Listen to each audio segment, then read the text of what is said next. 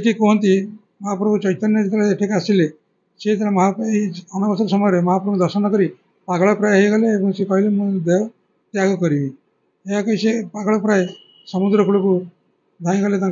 विसर्जन कर देह त्याग करने। भक्तों मन गोटे विश्वास रही कि वर्षक 365 दिन 350 दिन जगन्नाथ को दर्शन करे जी पुण्य प्राप्ति होता है। अलारनाथ को 15 दिन अणसर समय अलारनाथ को 15 दिन दर्शन कले 15 दिन गोटे दिन दर्शन कले समफल परिमाण फल प्राप्ति होता है। वास्तविक यह कौन यह पक्ष कौन रही कारण शुणु आमर जिते गुड़ी ये जिनस रही आख्यायिका रही किंवदंती रही कौन से ना कौन से गोटे जगह महाप्रभु द्वारा लीला एक मध्यम सब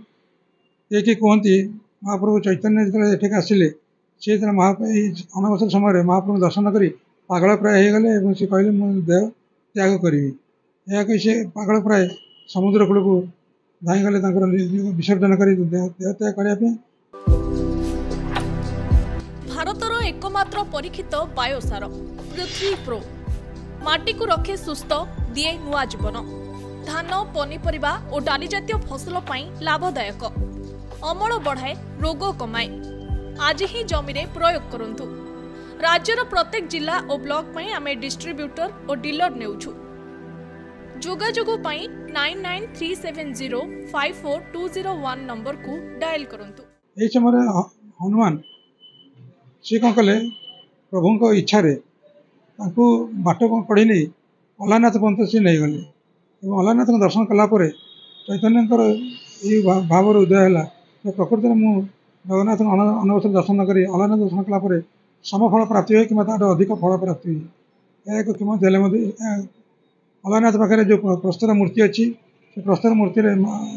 मोर चैतन्य बसी शोई पड़े अति भाव प्रकाश पाइला जो कि पत्थर तरलिकी से रूप से आज पर्यटन से प्रस्तर मूर्ति अलारनाथ मंदिर दर्शक मैंने दर्शन करते। जगन्नाथ जमी गोटे पुरी रे गोटे अभड़ार गोटे स्वतंत्रता रही ठीक से भाई महाप्रभु अलारनाथ अति प्रिय हूँ क्षीरी भोग जार भी एक स्वतंत्रता रही केमती देखुन कौन कहे जिते महाप्रभु जगन्नाथ दर्शन ये समय हुए ना अनेक भक्त श्रद्धालु अलारनाथ दर्शन करने जाती अलारनाथ दर्शन कले समफल प्राप्ति हुए लोक विश्वास थाए। यही 15 दिन समय भितर अलारनाथ पाखे जो क्षीरी भोग हुए ये क्षीर गोटे महत्व रही महाप्रसाद तुल्य लोग विश्वास करती क्षीरी की क्षीर क्षीरी पछरे एक रहस्य रही थे जड़े अलारनाथ मुख्य पूजक पूजा न कर बाहर को जाते पुओ को कही तू जा क्षीरी टी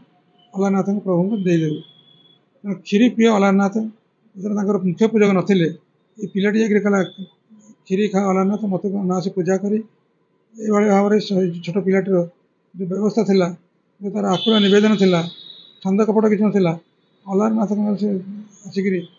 से क्षीरी तक निजे प्राप्त हेले क्षीरी प्राप्त हो सारापर से घर को फेरे छोट पिलाटी माँ को कहला माँ ठाकुर सब क्षीरी मोर खाईदे माँ को विश्वास है दिन पुनर्बार से पिलाटी की पठेले सी क्षीरी प्रदान करने समय माँ लुचिक देखिले यह अलारनाथ जानीगला अलग अलग खाइला देहर पड़ी फटका चिन्ह फटका ये चिन्ह मत आज पर्यंत अलारनाथ महाप्रभु देहर चिन्हित होती